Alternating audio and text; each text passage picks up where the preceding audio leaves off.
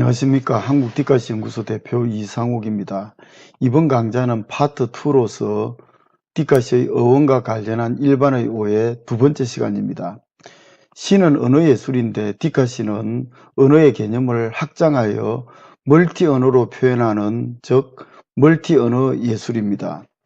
손안의 컴퓨터인 스마트폰 디카로 찍고 써서 SNS로 소통하는 멀티언어 글쓰기가 일상적 글쓰기로 온라인에서는 이루어지고 있습니다.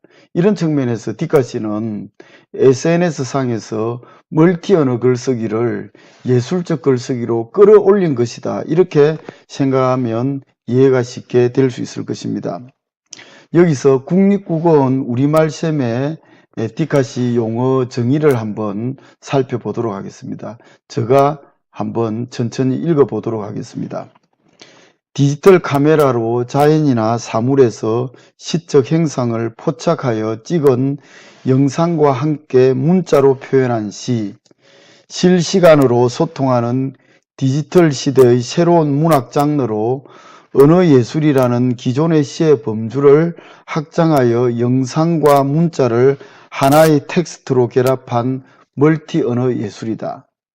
이 정의에서 주목을 요하는 것은 언어예술이라는 기존의 시의 범주를 확장하여 영상과 문자를 하나의 텍스트로 결합한 멀티언어 예술이라는 것입니다.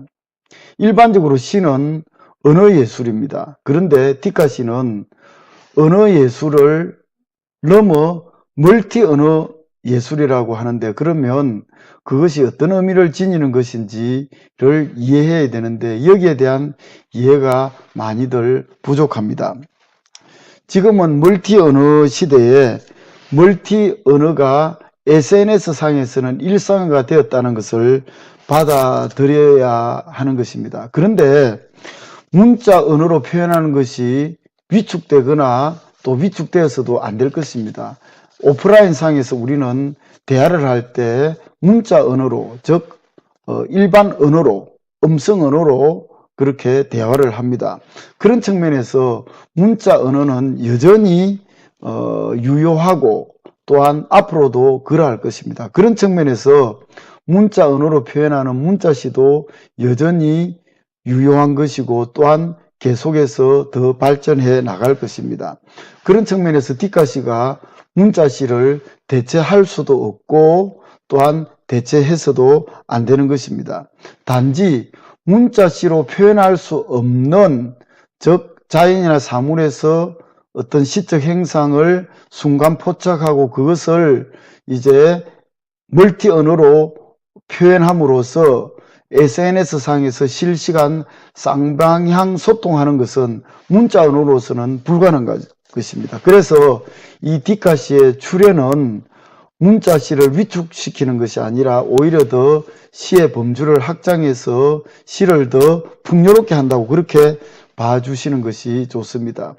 혹자는 디카시가 문자시를 파괴하는 것으로 오해하기도 하는데 그런 것들은 정말 잘못된 생각이라고 할 수 있겠습니다. 문인들은 대부분 문자 예술에 대한 아주 완고한 태도를 가지고 있습니다. 작가가 작품을 쓸 때도 원고지에 연필로 또박또박 쓰는 것이 진정한 문사적 전통이라고 이렇게 생각하고 있습니다. 경향신문 62주년 창간 특집호에 이런 제목의 기사가 있습니다. 연필과 자전거는 내 몸이다. 불편해도 행복한 작가 김훈. 자, 이 기사에는 다음과 같이 이제 쓰고 있는데요. 이것도 제가 천천히 한번 읽어보겠습니다. 그는 컴퓨터로 글을 쓰는 행위를 비천하다고 표현했다. 나에게는 손가락으로 그렇게 하는 동작이 너무 비천하게 느껴졌어요. 나는 연필을 잡고 글을 쓰는 것이 정당한 글쓰기의 태도라고 생각하는 것이죠. 김훈 작가는 글을 쓴다는 것은 원고지에 연필로 글을 쓰는 것이 정당한 글쓰기의 태도라고 강조하고 있습니다. 컴퓨터로 글을 쓰는 것은 김훈 작가에게는 정당하지 못한 글쓰기가 되는 의미입니다. 이 김훈 작가의 말은 매우 상징적입니다. 이것은 작가들의 문자 언어에 대한, 문자 예술에 대한 경외심을 표현한 것으로 그렇게 볼 수 있겠습니다. 많은 사람들이 김훈 선생과 같은 그런 생각을 하고 있는 것도 사실입니다.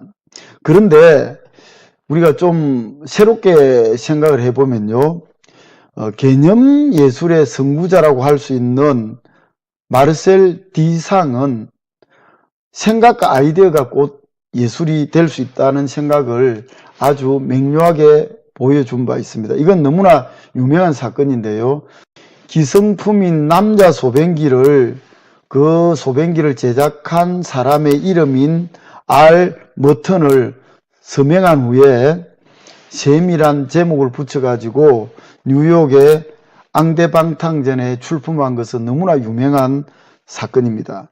그 작품은 당시 주최 측에 의해서 작품으로 인정을 받지 못하고 커튼 뒤에 오랜 기간 동안 뒤에 놓여 있었다는 것은 너무나 유명한 일화입니다. 그런데 이 작품이 재평가가 되는 것은 그렇게 많은 시간이 걸렸다고는 할 수 없습니다. 물론 오랜 시간을 좀 기다려야 했지만 결국 일상과 예술의 경계를 허물어버린 예술이라는 개념에 대해 핵심을 가져온 인류 예술사의 최대의 사건으로 평가받게 된 것입니다.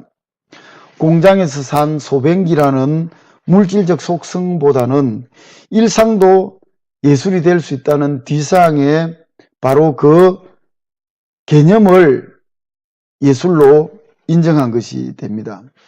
이 개념 예술이라는 것, 즉 개념 미술이라는 것도 어떤 기존의 그 예술에 대한 어떤 개념, 그것도 중요하지만 색채 미술, 색채 예술로서 어떤 표현하는 것이 예술이라는 이런 어떤 고정관념을 또한 깨버린 것도 상당히 주목을 해야 됩니다. 그 개념 미술에서 유리나 형광 등 이런 어떤 색채를 넘어선 물질을 사용해서 표현하기도 했는데요. 여기서 물감을 사용했느냐 아니면 다른 기타의 사물을 사용했느냐, 그게 중요한 것이 아니라 그런 행칙을 통해서 구현되는 개념이 중요하다는 거죠. 그래서 결국은 작품을 만들어 주는 것은 행식이 아니라 개념이라는 것인데, 이게 바로 개념 예술에 대한 본질이기도 합니다.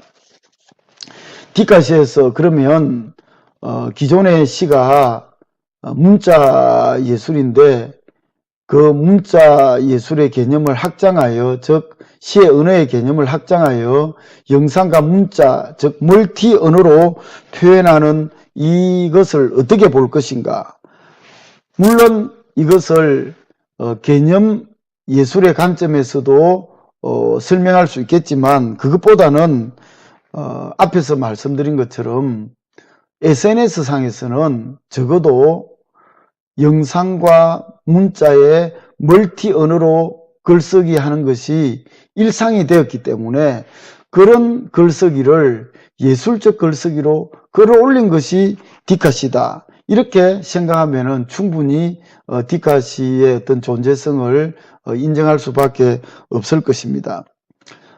다음 시간에는 디카시의 어원과 관련한 일반의 오해 세 번째 강의를 한 번 더 진행하도록 하겠습니다. 그때는 포토포엠, 포토에세이, 사진시, 시사진, 이런 용어에 대한 명확한 개념을 정의하고 그런 측면에서 디카시가 어떻게 그런 여타의 장르들과 다른지, 디카시의 정체성이 무엇인지를 다시 한번 확인해 보는 그런 시간을 갖도록 하겠습니다. 계속 많은 성원을 부탁드립니다. 감사합니다.